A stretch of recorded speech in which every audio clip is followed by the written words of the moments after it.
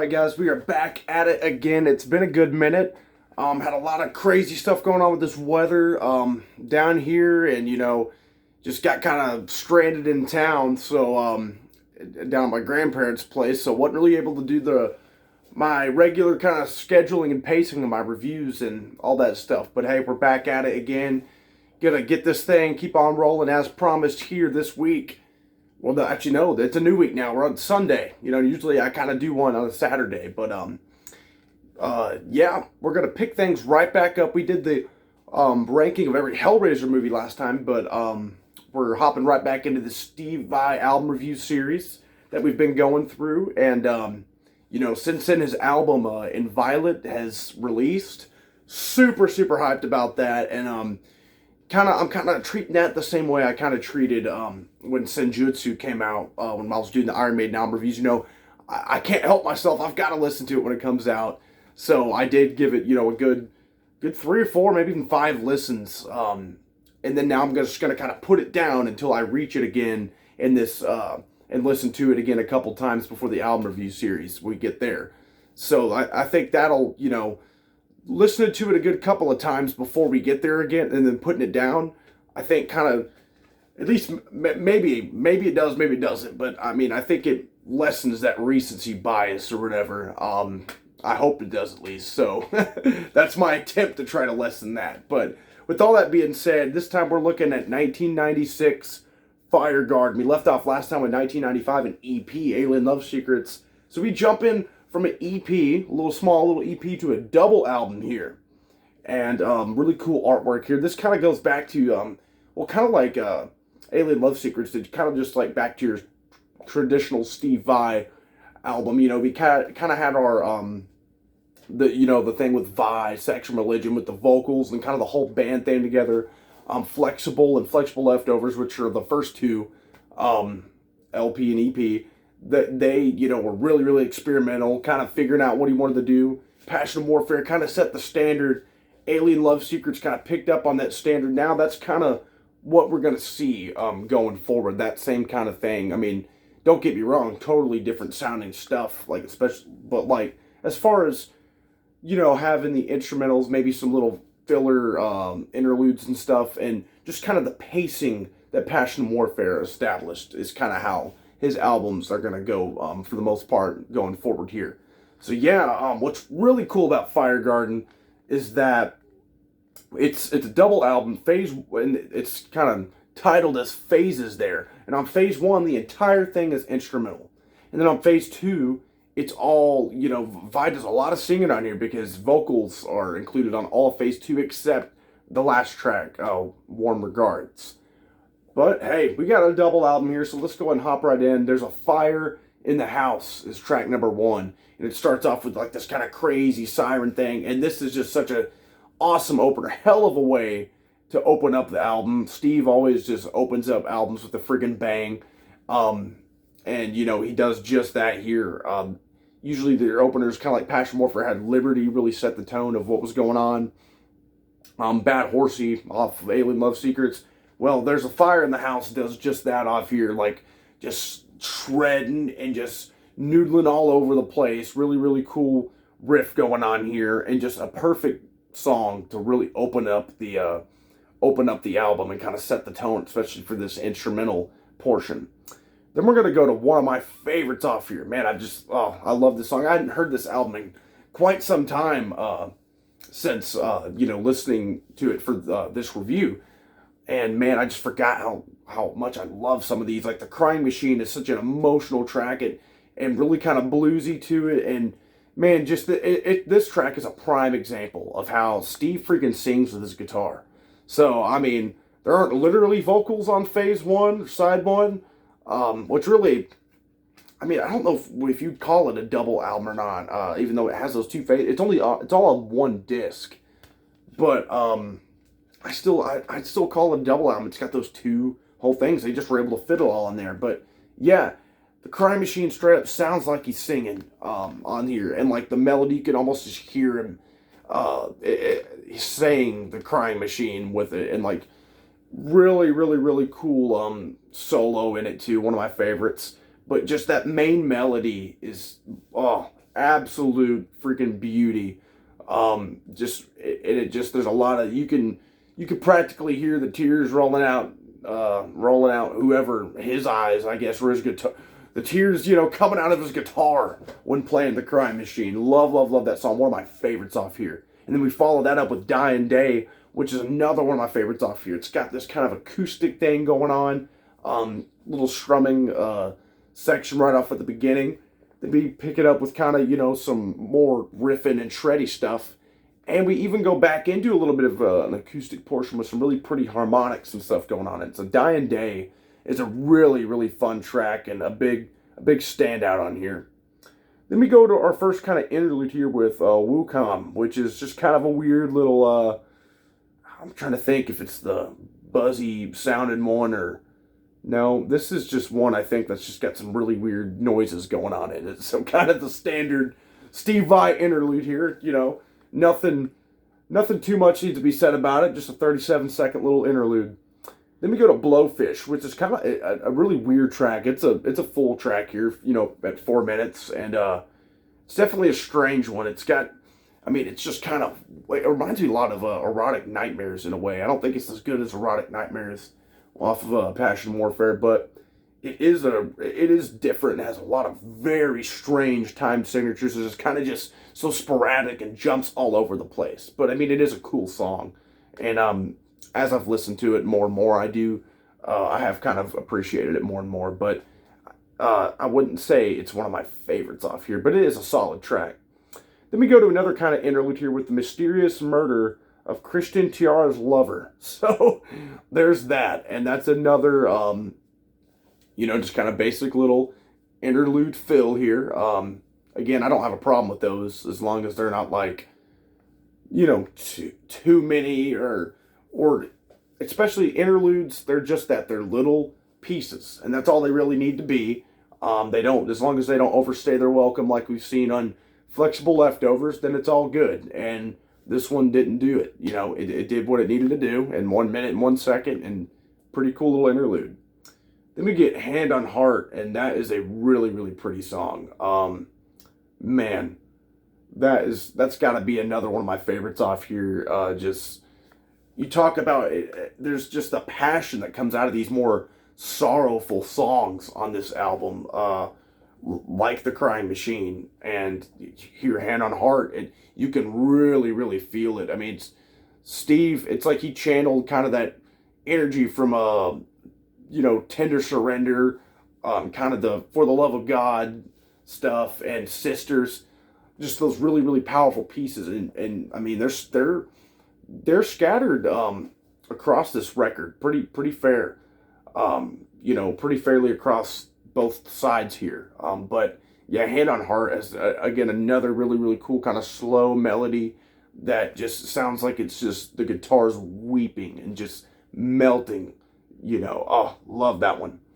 Then we get Bangkok, which that's the one that's kind of buzzy kind of thing going on. That's kind of an interlude. It's a little bit longer of an interlude. It's got some buzzing stuff going on, but at the same time, some kind of cool and funky sound effects. Almost overstays its welcome, I'd say, but it's not it does it does again what it needs to do. Then we close out phase one with the epic Fire Garden Suite, which includes the pieces, it's a suite, so it's got kind of parts to it. Bullwhip, Pusa Road, Angel Food, and Taurus Bulba. And that whole suite turns out to be, 9 minutes, 56 seconds. So, you get a Steve Vai track in almost 10 freaking minutes. Sign me up. It's going to be an epic. And it's just each of those pieces, they smoothly transition from one to another. And you start off with kind of just a really, really cool riff situation going on, and just really cool shredding. You get your kind of mid breakdown and kind of more peaceful section. And it's like you're traveling through this journey here on this whole suite. It just takes you on a ride. And just like Steve, knows how to take you on these just emotional journeys of instrumentality. And then, you get where he just tears the track up on the last couple of portions there, last couple of minutes, just shredding all over the damn place, and just for the epic finish of this beautiful, beautiful suite. One of my favorites off here, and I forgot how much I loved that one off here. Then we hop on over to phase 2, which again, they're both on solid one disc, but I mean, I don't know if you'd call it a double album or not, but it seems like it's one because of the way it's organized. And it's a lot of stuff here. So phase 2 starts off the vocal work section, except again for the last track, but we open up with kind of a prelude to that, Deepness, which is kind of just, some vocal, like, chanting kind of sounding stuff. Really cool. Sets the tone for kind of how this vocal side and section of the album's going to be. Then we go with, man, this has got to be in my top favorites here. It's kind of goofy sounding, but Little Alligator. It's got such a badass riff, and just Steve's vocals just kept improving over the years. The more he tried, we got him singing on one track on Section Religion. We got him singing a little bit on Flexible.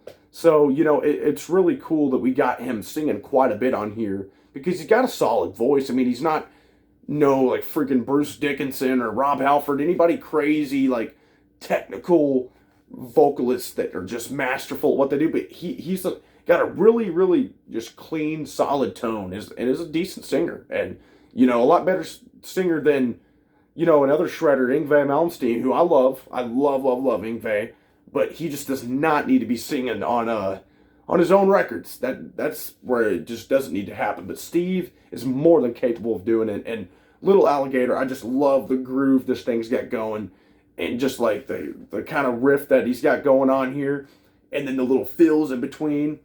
And man, this is just, and again, it's such kind of a goofy, kind of tongue-in-cheek track, but it's so fun.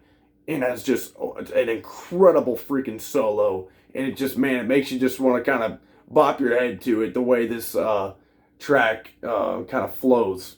Incredible, incredible track. Then we got a really pretty one here, All About Eve. And it almost sounds like the track Sisters, like if it had lyrics to it, and was sang in a way, like really kind of slow chords, really, really pretty chords.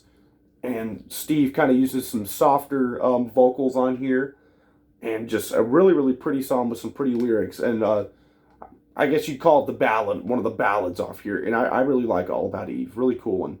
Then we got Aching Hunger, which is got kind of some funny stuff going on there with it as well, with some sound effects, and which I do want to mention too throughout this. Kind of the narrator of the album is like, whenever you and like, I'm trying to forget what it's called, like a text-to-voice program.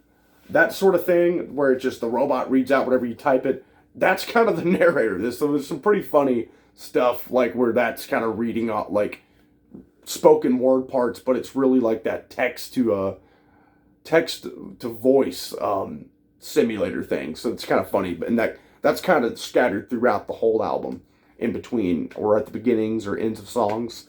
But yeah, Aching Hunger, not one of my favorites off here, but it's cool, and it's got some really cool shreddy parts to it. Then we go with Brother, which is again kind of a more of a pretty one here, with another kind of ballad, a softer track, which Steve really established, how that he's comfortable in doing those and singing those on Section Religion with Rescue Me or Bury Me, where he's saying that. And so you kind of get that same kind of vocal style that you did on that one from Section Religion, on All About Eve on this album, and Brother kind of follows that same thing. So it's a really pretty song with really, cool, peaceful lyrics and just some beautiful chords to it. Then we got another one of my top ones. It's kind of another tongue-in-cheek one, kind of retaining some of that comedy. You're always going to get a little bit of that with Steve. And Damn You. And it's got some hilarious lyrics, but damn, this one's kind of heavy. I mean, it's I love the breakdown where there's kind of like these background vocals with this heavy riff in the pre-chorus going on, and then you get the Damn You, I said damn, and it's just really, really cool, and really, really well sung from Steve, and just an amazing song. I love the way it's sung and the way the guitar goes on it. Another really, really cool groove to it, and like I said, just a heavy riff, and especially in that freaking pre-chorus, and during the solo, tears the damn thing up. Then we get When I Was a Little Boy, which is an interlude that's freaking hilarious. He's talking about, as he says it, when he, like in this really high-pitched, squeaky, voice effect, when he was a little boy, he plays with his weenie, as he says on here. and then he talks about it like, oh, then I was a teenager, and then the voice gets deeper. And then now that I'm a grown man, and then it just gets really, that's an absolute hilarious, probably the best interlude off here. Freaking hilarious. Then we get a Genocide, which is just another incredible track. Another one I forgot how much I liked.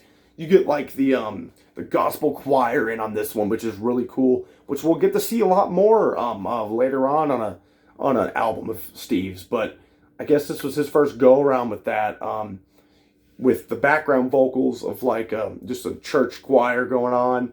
Really, really cool chorus, and another really kind of down to earth kind of bluesy track that's got kind of a southern feel to it, but not too much to where it's like a country track or anything. But that gospel, you throw in that the gospel singers as the background vocals, and that just makes this track like takes it to the next level. And that's you do that with any freaking like any song I've ever heard that's had like a gospel choir thrown in the mix, it just takes it to the next level. And that's an exact case with the track Genocide here. Then we ended off with the instrumental, the only instrumental on this phase to hear, Warm Regards. And it's a really, really pretty track. It sounds like what it's titled, just a warm regards, like in a thank you for listening to the freaking epic double album. In fact, it even challenges you in here to listen to it all the way through. Well, damn it, I've done it, and I've done it several times before. And I love, love, love this album. Excuse me. Give me a drink here. Woo! But yeah, love, love, love this album. It's an incredible double album and just another one of those very, very underrated gems, I think, in Steve Vai's discography.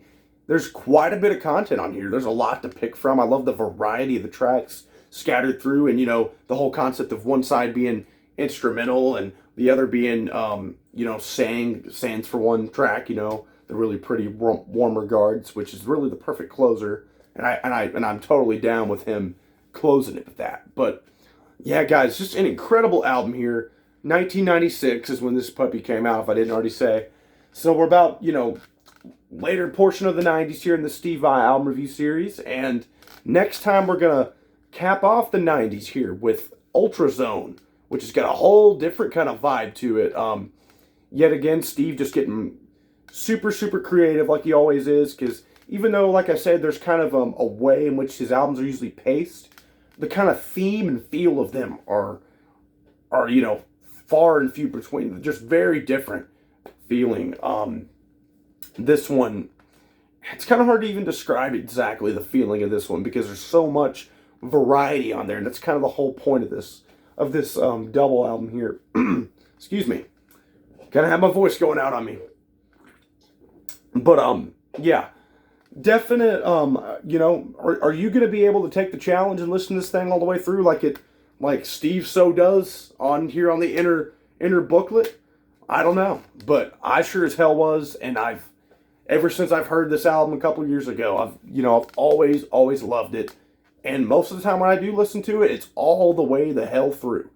So yeah, guys, let me know what you think about this album and kind of the whole concept of it. And if you guys are, partial to any tracks off here, and what you guys think about Steve singing, I'd love to hear what you guys think about that. And stay tuned for next time. Like I said, we're reviewing the Ultrazone. And gonna be that's the last one of the 90s, and then we'll be hopping into a whole new decade for Steve Vai. So, and check out his new album, In Violet, if you have not. Because, that's going to get thrown into the reviews, and that's going to get thrown in the rankings. Super excited to get to that and talk about it as we continue through the Steve Vai journey. Thanks, guys. Like, subscribe, and comment.